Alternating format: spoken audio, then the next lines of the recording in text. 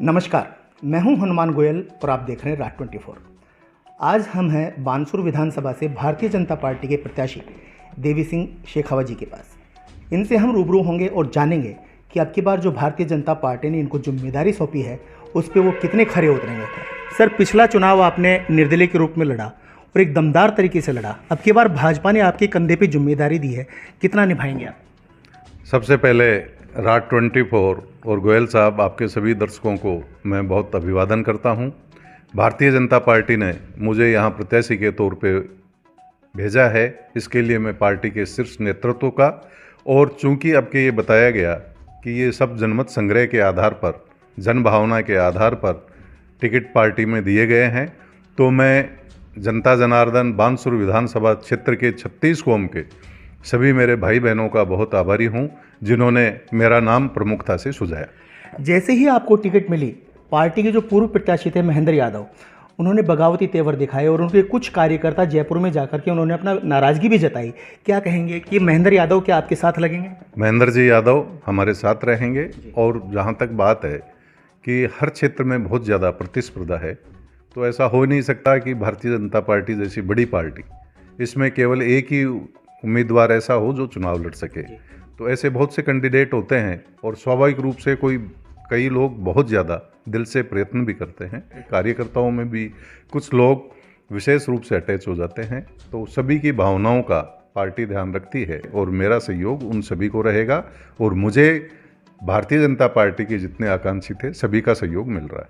शकुंतला रावत लगातार 10 साल से यहाँ पे विधायक हैं और वो कह भी रही हैं कि मैं अपने विकास के नाम पे बानसूर से वोट मांगूंगी। क्या लगता है 10 साल में शकुंतला रावत ने बानसूर का विकास किया? पिछले 10 साल में शकुंतला जी रावत ने, पहले पिछले 5 साल में तो उनका एक मुहावरा था, एक वाक्य होता था कि मैं सरकार में नहीं हूँ, और ये कहकर वो लोगों की जिम्मेदारी से पल्ला झाड़ती रही। अब की बार उनको जब पावर मिला तो इसमें जनता में घोर निराशा व्याप्त हो गई, क्योंकि इस बानसूर विधानसभा क्षेत्र में भ्रष्टाचार के नए आयाम स्थापित हो गए, बानसूर में अपराध के नए आयाम स्थापित हुए। भूपसेड़ा में एक महिला का हत्याकांड हुआ जो 22 दिन अपने घर से गायब रही, उसके बाद उसकी क्षत विक्षत लाश मिली। मैनपुर में एक बालक का नरकंकाल मिला। बानसूर में एक व्यापारी पर दुकान पर जाकर उसके गोलियां चलाई गई। एक प्लाट खाली कराने के लिए एक यहाँ के उन्हीं के कांग्रेस पार्टी के एक वरिष्ठ कार्यकर्ता पर हमला हुआ, जानलेवा।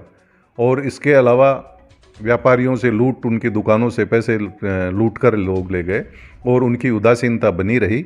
और यहाँ की जनता ने ये माना है कि अपराध को राजनीतिक संरक्षण शकुंतला जी की सरपरस्ती में मिला, और जनता उनसे बिल्कुल नाराज़ है। यहाँ कानून व्यवस्था उनके समय में बिल्कुल फैल रही, जनता के प्रति वो उदासीन रही। जो कार्य हुए उनमें भारी भ्रष्टाचार हुआ। कोरोना के नाम पर जो कार्य हुए, उस समय उन्होंने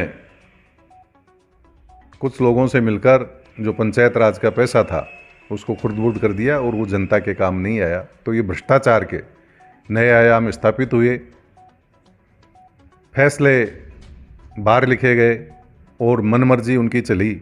और मनमर्जी इस तरह चली, जो उनके पक्ष का था तो वो गलत था, उसका भी उन्होंने पक्ष लिया, और जो उनके पक्ष का नहीं था और सही व्यक्ति था उसको भी पुलिस ने प्रताड़ित किया। एक और बानसूर से बड़े नेता हैं जो पहले कांग्रेस के कट्टर नेता थे, फिर भाजपा में आए और अब असपा में चले गए, डॉक्टर रोहिताश शर्मा। क्या वो त्रिकोणीय मुकाबला बना पाएंगे, या फिर आप किस तरह का नेता मानते हैं आप उनको? देखिए, उनका राजनीतिक जीवन और अनुभव काफ़ी ज़्यादा है, और लंबे समय वो यहाँ रहे भी हैं। उनको ये लगता है कि उनकी कोई संभावनाएं हैं, तो वो यहाँ से अपना भाग्य आजमा रहे होंगे। पहले वो भारतीय जनता पार्टी को मां बताते थे, उससे पहले कांग्रेस में रहे, उसके बाद में उन्होंने शिवसेना से ट्राई किया, जजपा हरियाणा जो चौटाला जी की पार्टी, उससे उन्होंने ट्राई किया, फिर बसपा से उन्होंने टिकट की ट्राई की। लेकिन कहीं न कहीं पार्टियों की उनके प्रति घोर उपेक्षा ये दिखाती है कि उनका प्रभाव वैसा नहीं रहा है, क्योंकि पार्टियां भी मजबूत कैंडिडेट को ही टिकट देना चाहती हैं, और फिर लास्ट में जाकर वो टिकट असपा पार्टी का लेके आए। आप पिछला चुनाव भी आपने दमदार तरीके से लड़ा था और कुछ मतों से लगभग 45,000 वोट आपको मिले थे, और अब की बार जो भाजपा ने आप पे विश्वास जताया, पार्टी के वोट भी प्लस होंगे। आप जब लोगों के पास में जाते हैं तो क्या बदलाव चाहते हैं लोग और उनकी मंशा क्या है? हमारा जो ये बानसूर विधानसभा क्षेत्र है, ये राजनीतिक रूप से वैक्यूम शून्य महसूस करता है, क्योंकि ये सब मानते हैं कि उनका अपना कोई यहाँ राजनीतिक पद पर लंबे समय से नहीं रहा। पूरा का पूरा विधानसभा क्षेत्र मुझे अपना भाई समझता है, बेटा समझता है, परिवार का सदस्य समझता है। और मेरा परिवार और मैं पीढ़ियों से, चाहे हमारा क्षेत्र हो या हमारी जितनी सामर्थ्य रही हो, हमने जन कल्याण के कार्यों से कभी मुंह नहीं मोड़ा। हमेशा परोपकार में हमारी वृत्ति रही है। और यही कारण है कि मुझे निर्दलीय प्रत्याशी होने के बावजूद भी 47,736 मत मिले और मेरे नीचे नोटा का नंबर था, कुछ वोट उसमें चले गए थे, तो तकरीबन 50,000 वोट मुझे मिला। और वो वोट जनता का आशीर्वाद देखते हुए मुझे लगता है कि अब के 36 के 36 कौम मुझे चाहती है। और पिछली बार कई कारणों से चुनाव अलग अलग तरीके से चला गया था, जातिवाद में ज़्यादा चला गया था। अब की बार सभी कौमों का और ज़्यादा समर्थन मेरे को मिलेगा और भारी बहुमत से मुझे ये लगता है कि पिछले इलेक्शन का आंकड़ा 50,000 था और ये जनता यहाँ की आशीर्वाद देगी और पिछले मतों से दुगने मत मुझे अब की बार मिलने की उम्मीद है। आपने कहा कि बानसूर का पिछला चुनाव जातिवाद की भेंट चढ़ा था। माना जाता है कि बानसूर के अंदर गुर्जर वर्सेस अदर का चुनाव होता है और आपके विपक्षी लोग आपको सिर्फ राजपूतों का नेता बताते हैं। क्या इस वहम को अब की बार आप तोड़ देंगे? मुझे आपके चैनल के माध्यम से बताना चाहता हूँ कि मुझे ऐसे बूथों पे वोट मिला, इसके लिए आपको तथ्यात्मक रिपोर्ट देखनी चाहिए और मैं भी आपको उपलब्ध करा सकता हूँ। जहाँ कभी भी भाजपा को वोट नहीं मिला वहाँ मुझे वोट मिला। जहाँ जिन बूथों पर कांग्रेस को कभी वोट नहीं मिला उन बूथों पर भी मुझको वोट मिला। मुझे केवल भाजपा का ही वोट नहीं, कांग्रेस का भी वोट मिला। सब लोगों का बहुत सहयोग रहा। और अगर आप बात करें जाति की, तो मेरे यहाँ कोई इतने 80,000 राजपूत होते हैं तो 50,000, 60,000 होते हैं, 70,000 होते हैं तो 50,000 वोट डालेंगे।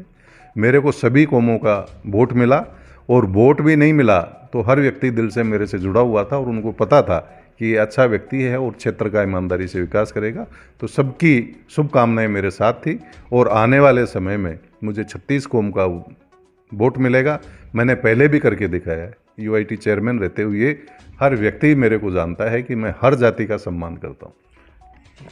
देवी सिंह शेखावत चुनावी मैदान में कूद चुका है। आप अपना मुकाबला डॉक्टर रोहिताज शर्मा से मानते हैं, शकुंतला रावत से मानते हैं?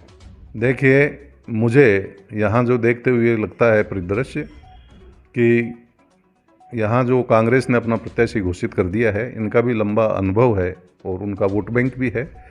तो मुझे लगता है कि लंबे मार्जिन से हम कांग्रेस पार्टी को हराएंगे और बाकी प्रत्याशी हैं वो और उनसे कांग्रेस से पीछे रहेंगे।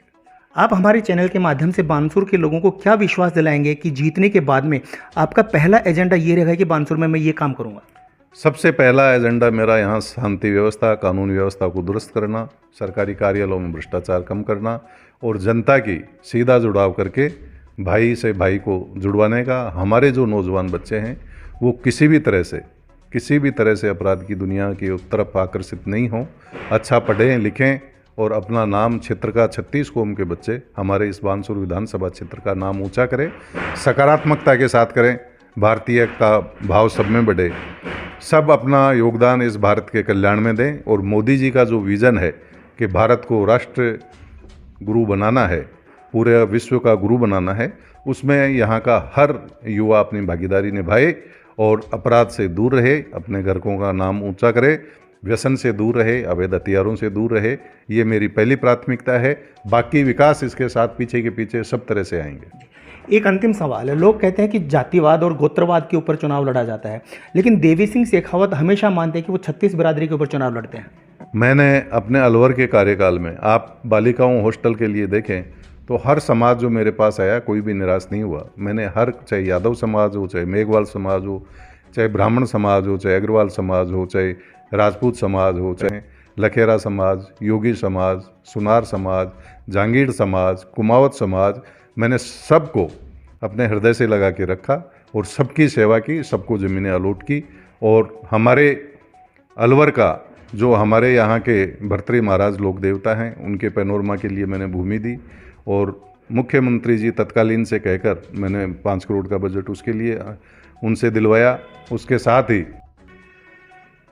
फॉरेस्ट की ज़मीन पे जो आमतौर पर कार्य लोग नहीं करा पाते हैं, उसमें 3 साल में मैंने ज़मीन अलॉट करा के और अलवर ज़िले का सबसे सुंदर पार्क बायोडाइवर्सिटी बनाकर अपने कार्यकाल में लोगों को समर्पित करके आया। धन्यवाद। तो ये थे हमारे साथ भाजपा प्रत्याशी बानसूर से देवी सिंह शेखावत। इन्होंने साहब कहा कि बानसूर के अंदर जातिवाद पे चुनाव नहीं होगा, मैं 36 बिरादरी को साथ लेके चलूँगा और 36 बिरादरी मेरा समर्थन कर रही है और भाजपा ने जो अब की बार उनको जिम्मेदारी दी है उस पर वो बिल्कुल खरा उतरेंगे। धन्यवाद। देखते रहें राज 24।